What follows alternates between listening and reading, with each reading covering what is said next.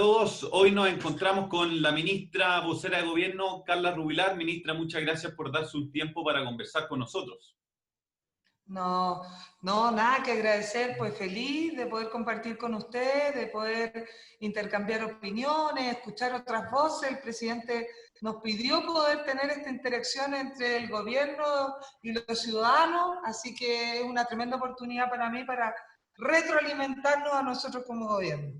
Buenísimo. Bueno, queremos conocerla un poco, ministra, dentro de la labor que a usted le toca ejercer día a día. Quiero preguntarle en relación cómo es ser vocera de gobierno, porque me imagino que usted tiene que transmitir, tiene que comunicar muy bien todo lo que el presidente quiere comunicar. Y en esa línea, ¿cómo lo maneja usted? Sumado a querer preguntarle cómo es trabajar directamente con el presidente Piñera. Ay, a ver, yo creo que lo primero es que hay que dar un contexto. Yo conozco al presidente desde que ingresé a la política. Tengo una relación de mucho cariño y no solamente obviamente, de respeto que puede tener una ministra o una intendenta antes con el presidente de la República, sino que yo entré a Renovación Nacional, partido en el que milité 10 años, soy independiente hace 5, incluso un poquito más, hace 6, ahora me estoy dando cuenta, y yo entré a Renovación Nacional por el presidente. Ya él era presidente de Renovación Nacional cuando ingresé. Siempre lo he admirado mucho y hemos construido una relación muy bonita de mucho cariño mutuo. Y en ese contexto, trabajar para mí con él, primero es trabajar con una figura que es relevante para mí políticamente hablando. Además, es un hombre muy brillante, eso es innegable, es un hombre que está muy interiorizado de todos los temas, él está muy encima de todo lo que pasa. Es un hombre que muchas veces le rebate mucho a sus ministros. Incluso yo diría que a veces tiene más conocimiento de algunos temas que nosotros mismos, y eso permite un aprendizaje también desde uno, ¿no? De cómo ir mejorando. Es muy exigente, es un hombre muy trabajador, a su vez yo diría que es muy metódico. Probablemente una de las cosas que más le gusta es que nosotros seamos claros, que tengamos metas claras, que cumplamos los objetivos, y bueno, en ese contexto de un presidente muy encima de todo, con mucha capacidad, no es tan fácil ser ministro. Claro. Y bueno, yo personalmente ahora tengo una relación que es de mucha interacción con él, porque como usted muy bien plantea, yo tengo que vocerear, soy la voz del gobierno, y el gobierno lo comanda el presidente Piñera. Claro. Y por lo tanto uno transmite la voz del presidente y de lo que nosotros como conglomerado, porque somos un gobierno de coalición, queremos transmitir. Y un gobierno de coalición que es bien diverso, que tiene posturas diferentes dependiendo de los partidos que le integran, y por lo tanto congeniar eso no es tan fácil, y ahí uno le pide, personalmente yo todos los días me levanto en la mañana y me pregunto, desde que me nombraron vocera el 28 de octubre, un cargo que yo además no aspiraba, querido Jorge, no lo tenía en mi radar para mí, y ahí todos los días me levanto y me pregunto cómo lo voy a hacer, qué voy a decir, porque finalmente las palabras pueden ser un bálsamo o pueden ser efectivamente una chispa de un incendio. Entonces uno tiene mucho poder, sobre todo cuando vocerea desde la moneda, ¿no? Con todos los medios de comunicación, con todo lo que implica ser la voz del gobierno, y por tanto uno tiene que ser extremadamente cuidadoso con lo que dice, siempre, pero el cargo de vocero con más particularidad y congeniar, como te digo, todas estas sensibilidades, nunca es tan fácil. Así que yo todos los días pido y me levanto temprano a decir, bueno, ojalá tenga la sabiduría para hacerlo de la mejor manera posible. Yeah. Bueno, muchas gracias por contarnos más íntimamente su relación con el presidente. Ministra, le quiero preguntar, usted aparte de ser ministra es doctora, y le quiero preguntar como en un resumen a grandes rasgos, ¿cómo encuentra usted que lo ha hecho el gobierno en esta crisis sanitaria? Me imagino que ustedes día a día reciben muchas críticas, que hay muchas opiniones, de un día para otro hay muchos expertos en esta materia también. Entonces, ¿cuál es su visión como doctora y como ministra sobre esto? A ver, Jorge, efectivamente a mí me tocó ser vocera del gobierno en la pandemia más grande de los últimos 100 años y soy una vocera que soy médico y que no soy un especialista clínico habitual, sino que soy formada en salud pública. Entonces, dicho de otra manera, bueno, yo soy creyente y muy respetuosa, por supuesto, de todos quienes no crean, pero soy creyente y siempre he dicho, wow, me puso a mí en la vocería de un gobierno en la pandemia que soy médico y salubrista. Y eso, por Dios que me ayuda a poder tratar de explicar de la mejor manera posible un fenómeno para el cual nadie estaba preparado.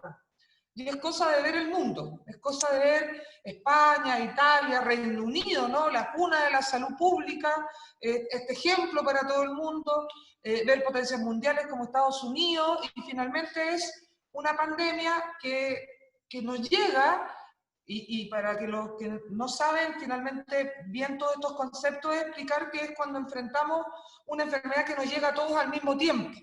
Entonces, a diferencia de lo que son los terremotos, o lo que son las grandes inundaciones, o los maremotos, etcétera, el problema es que aquí estamos cada país enfrentando nuestro propio desafío. En estas otras circunstancias habitualmente pedimos ayuda, ¿no? Y nos llega ayuda internacional de muchos lados. Aquí cada uno está enfrentando su propio desafío sanitario muy grande. Y eso lo hace más complejo, incluso hubo una guerra de ventiladores, como plantearon en algún momento, ¿se acuerdan? Entonces todo eso lo hace muy complejo. Y finalmente nadie sabía cómo esto se iba a comportar. Y por eso tuvimos los resultados que vimos en países que jamás lo hubiésemos imaginado. Y en ese contexto el presidente, con una visión, desde enero empezó a decir, yo creo que va a llegar esta enfermedad a Chile. Muchos nos decían que no iba a llegar.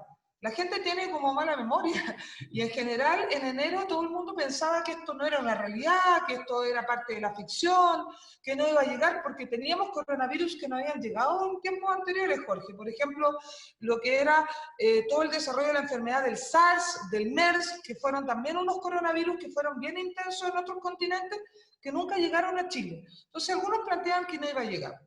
Y llegó efectivamente, y cuando llegó un 3 de marzo el primer caso positivo, nosotros ya habíamos activado la red de salud, teníamos alerta sanitaria, habíamos traído el ADN para desarrollar los test de diagnóstico temprano, incluso el primer diagnóstico lo hicimos el 30 de enero. Es decir, habíamos hecho una cantidad importante de cosas porque el presidente tuvo claridad de que esto podía llegar y ser un grave problema. Ahora, enfrentar una pandemia que no conocemos, que ha desafiado a las grandes potencias del mundo, que llega a un país como el nuestro, en el cono sur de América del Sur, que es un país que tiene problemas en su red asistencial siempre. Es cosa de recordar que todos los inviernos vemos imágenes, Jorge, de nuestros hospitales públicos colapsados, con problemas, etc. Que sabemos que todavía tenemos muchas desigualdades, que efectivamente hay diferencia entre en qué puede pagar la salud pública versus la privada, eso es una realidad. Que tenemos diferencias de acceso geográfico a la salud, no somos un país homogéneo en materia de atención de salud, no es lo mismo estar en Magallanes que estar en Santiago. O sea, un país como el nuestro, por supuesto que tenía muchas adversidades para enfrentar este virus desconocido, sin vacunas, sin tratamiento. Y hemos tratado de hacer lo mejor posible con la información que hemos ido teniendo que construir un sistema de información que no teníamos, construir un sistema de diagnóstico que tampoco teníamos, reforzar una atención primaria que, igual dada la cuarentena, igual dada las medidas de aislamiento, está mermada en su cantidad de funcionarios que está atendiendo del sistema público y privado. Finalmente enfrentar muchas adversidades, no necesariamente que todo el mundo entienda que esto es una realidad, y hemos visto responsabilidad y también hemos visto mucho sacrificio de mucha gente por cumplir las medidas. Todo eso es muy difícil de enfrentar, Jorge. Entonces, por supuesto que, y lo hemos reconocido, lo reconoció el mismo presidente, por supuesto que en este camino de tanta incertidumbre, y además tratando tanto, Jorge, de conjugar el tema sanitario, ¿no es cierto?, con el tema social, porque cuando uno toma decisiones sanitarias como las cuarentenas totales, empiezan los problemas sociales, ¿no? No es lo mismo hacer una cuarentena en una casa de 40 metros cuadrados con 10 personas o tener que salir todos los días a ganarse el pan que llevan a la mesa porque tienen un trabajo informal o tantas de esas condiciones que tienen que ver con el hacinamiento, con las situaciones completamente adversas que tiene muchas veces la población migrante o la población más adulto mayor, algunos que están muy solos en algunos centros de estadía. Entonces, en este contexto tan difícil, tan complejo, Jorge, nosotros hemos tratado de hacer lo mejor posible. Podemos cometer errores, pero estamos siempre tratando de retroalimentarnos y enmendar si es necesario, porque esto es, y yo lo defino así, no es posible en una pandemia avanzar, avanzar, avanzar, avanzar. A veces uno avanza, después retrocede, es parte del proceso habitual que uno tiene en circunstancias llenas de incertidumbre y de no tener todas las respuestas. Claro. Así que, ¿qué es lo que te podría decir, Jorge? Que probablemente la evaluación final se hace al término de la pandemia, que todavía nos queda harto. ¿Ah? Pero sí puedo decirte que le ponemos todo el corazón, que llevamos mucho tiempo reunidos todos los días a las 8 de la mañana y que cada día vamos tratando de hacerlo mejor. Y en eso estamos, pues, tratando de enfrentar de la mejor manera posible este tremendo desafío sociosanitario que hemos tenido que enfrentar en este país. Oiga, ministra, y en el futuro, de aquí a lo que queda de gobierno, ¿cómo el coronavirus va a cambiar, a su juicio, la manera en que se priorizaban los intereses de los gobiernos, de la política? ¿Cuál va a ser el impacto que nos va a dejar la enseñanza o el aprendizaje que nos va a dejar este virus, a su juicio, en materia política?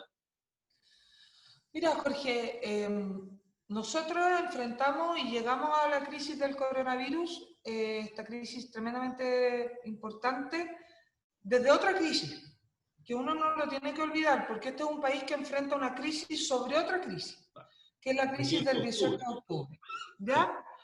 Una crisis que fue súper compleja, rosada obviamente con demandas muy legítimas, donde se visibilizó muy fuertemente la desigualdad de nuestro país, que generó de forma transversal mucho apoyo hacia cómo avanzábamos a construir un mejor país de los próximos 30 años, que habíamos construido un país 30 años que tenía muchas cosas buenas, pero que había dejado mucha gente atrás y era el momento de plantearse cuál era el Chile que queríamos seguir construyendo, y tuvo toda esa parte buena transversal de ver cómo mejorábamos nuestra sociedad y cómo la hacíamos mejor para todos, porque efectivamente en este país todavía hay diferencia entre donde tú naces y las oportunidades que tienes.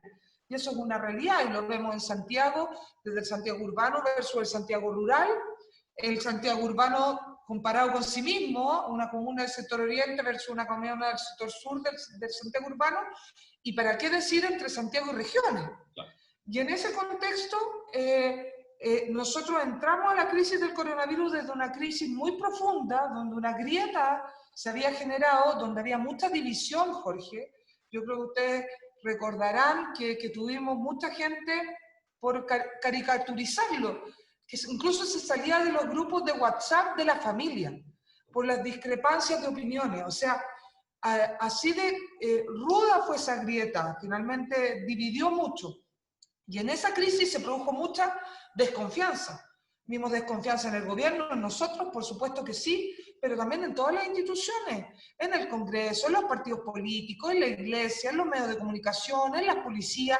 Entonces, enfrentar una crisis del coronavirus, donde uno lo que más requiere es confianza en las autoridades de lo que tiene que hacer, cuando ya venía de una crisis de desconfianza, es súper difícil.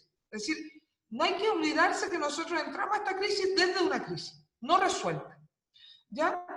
Y ahí yo creo que hay una primera aprendizaje que ojalá tengamos post pandemia, que es que si no trabajamos juntos y unidos, probablemente nunca vamos a poder salir adelante. Este acuerdo que estamos a puertas de lograr, si Dios quiere, al que llamó el presidente de este acuerdo de la protección de las personas más vulnerables y de la reactivación, que finalmente es la protección del futuro. Si nosotros reactivamos nuestra economía, no hablamos de números, hablamos de ingresos de la familia, hablamos de oportunidades, hablamos de empleo, hablamos de dignidad y de calidad de vida. Entonces, si logramos este acuerdo, finalmente una de las grandes enseñanzas tiene que ver que cuando somos capaces de pasar por nuestra ideología y nos ponemos de acuerdo los políticos, la que gana es la gente. Y yo creo que ahí hay una primera lección.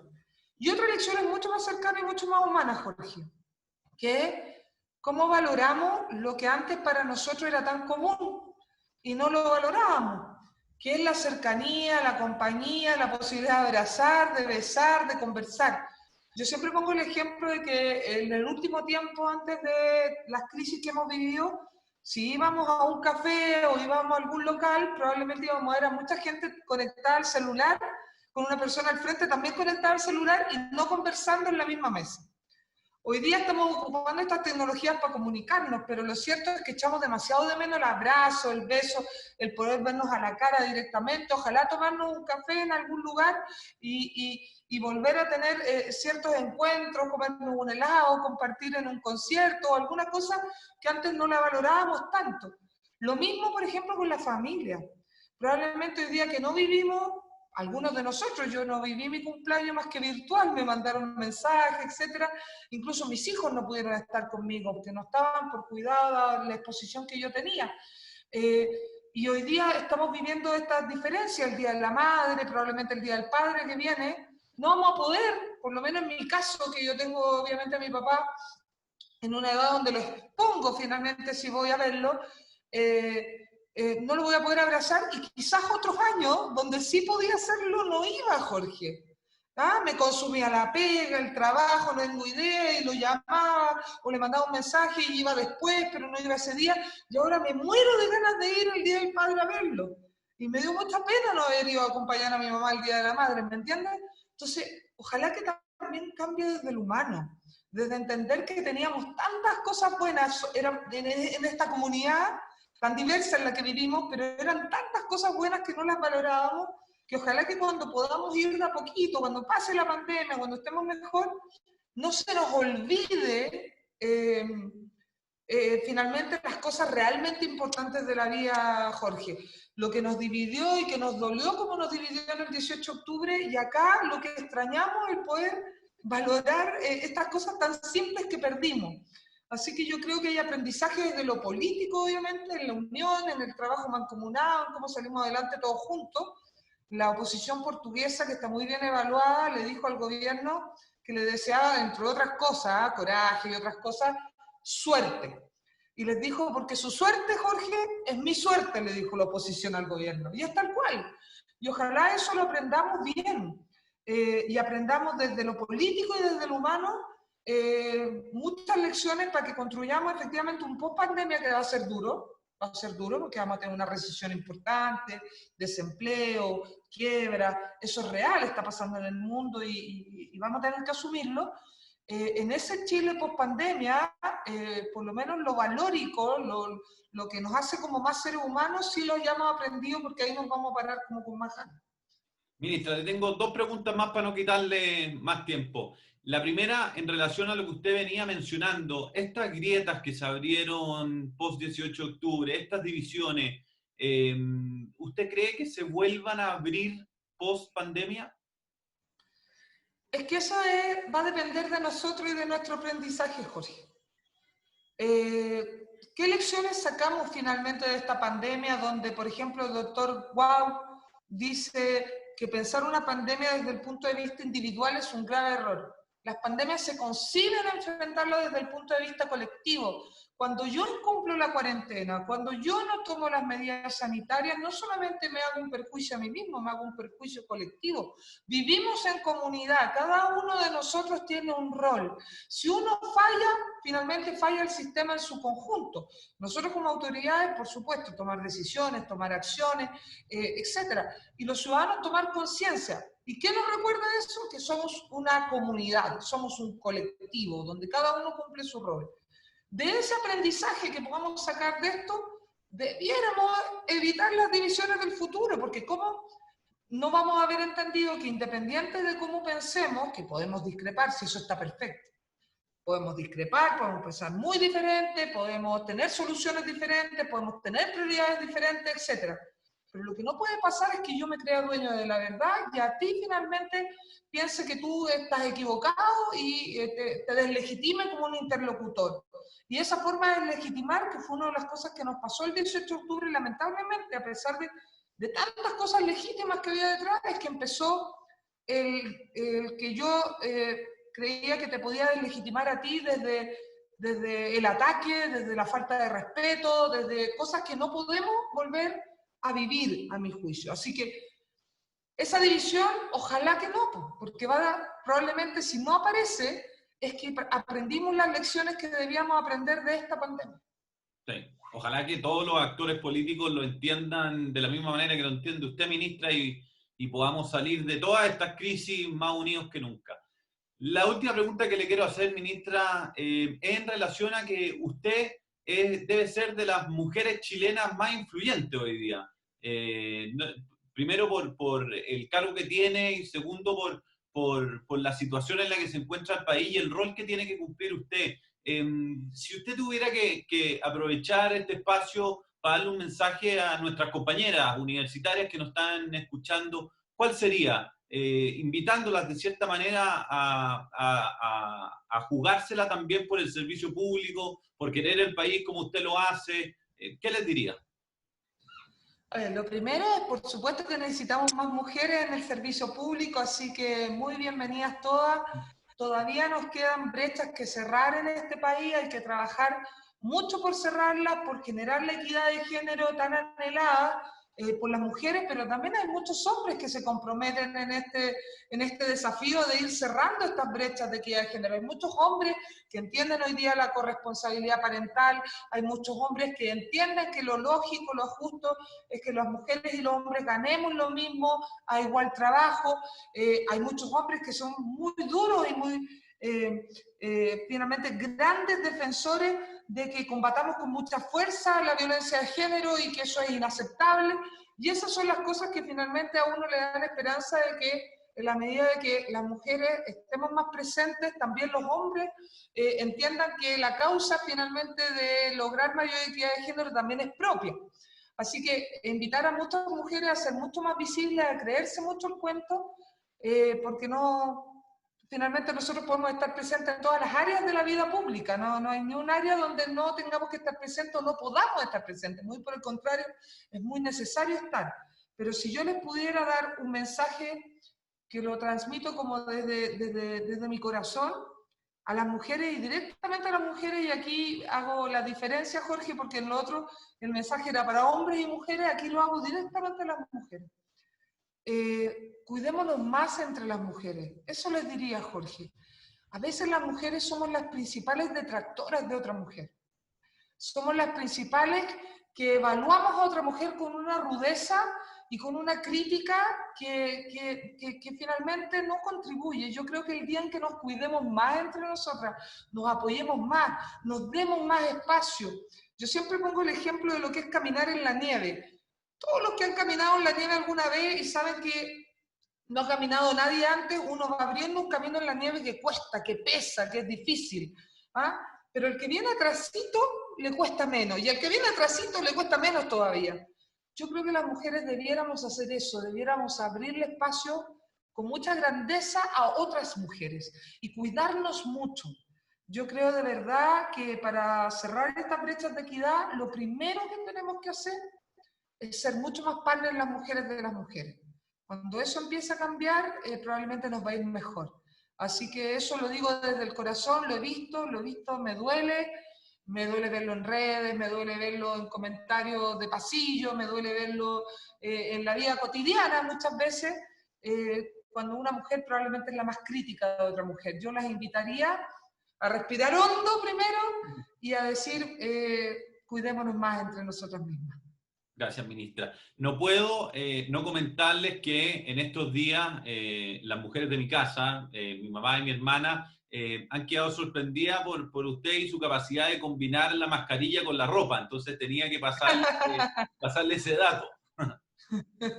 Sí, yo la verdad es que estoy muy agradecida, Jorge, porque aquí hay una persona que trabaja conmigo en la CEGEGO que cose. Dentro de Ya. las cosas que hace, él cose. y él me ha ayudado mucho teniendo mascarilla, también otro proveedor también, que hemos conseguido un pequeño empresario, y ahí van viendo, me van ayudando con la ropa, y yo tengo un objetivo sanitario en eso, ¿eh? Porque ¿Sí? mucha gente me pregunta por qué, y yo como obviamente tengo igual mi alma de médico salubrista, sé que si yo estoy como combinada con el color, la mascarilla se nota. El, no sé si han notado que las otras personas que ocupan cualquier mascarilla como que pasa a ser un accesorio más y como que nadie la nota.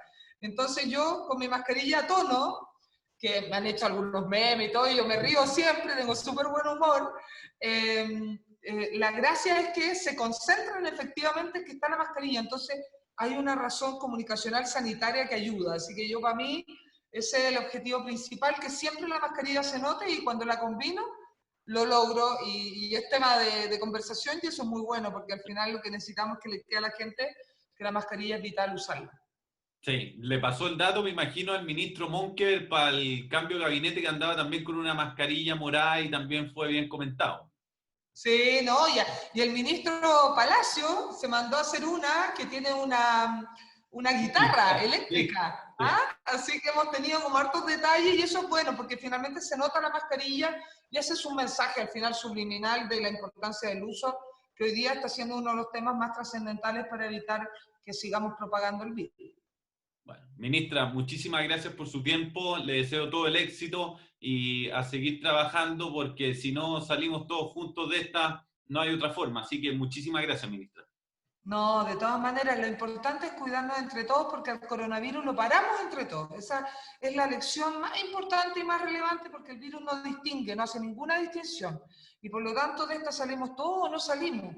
Así que yo tengo mucha confianza que en este desafío, el más grande desafío sociosanitario de los últimos 100 años, vamos a estar a la altura. Estoy convencida de así será. Así que, invitación a ustedes, chiquillos, los jóvenes, vieron que tenemos los menores de 40 años como una tasa de contagio muy alta, se nos están enfermando mucho, tenemos una tasa de hospitalización que no es menor, de un 12%, y parece que necesitamos más chiquillos que ustedes transmitan a sus pares, a esta generación que a veces se siente un poquito invencible, Jorge, quiero transmitírtelo, que no lo somos tanto, que no lo son tanto, y que ojalá nos ayuden a difundir que tenemos que cuidarnos porque quizás a ustedes no les pase nada si se enferman, pero quizás ustedes le lleven el virus a alguien que no tenga las defensas que tienen ustedes y esa persona termina enfermando gravemente o incluso puede fallecer. Así que de esto se trata, de solidaridad. Si hay una palabra que resume hoy día todo, solidaridad. Bueno, ministra, muchísimas gracias y que esté muy bien. Gracias, que esté muy bien. Chao.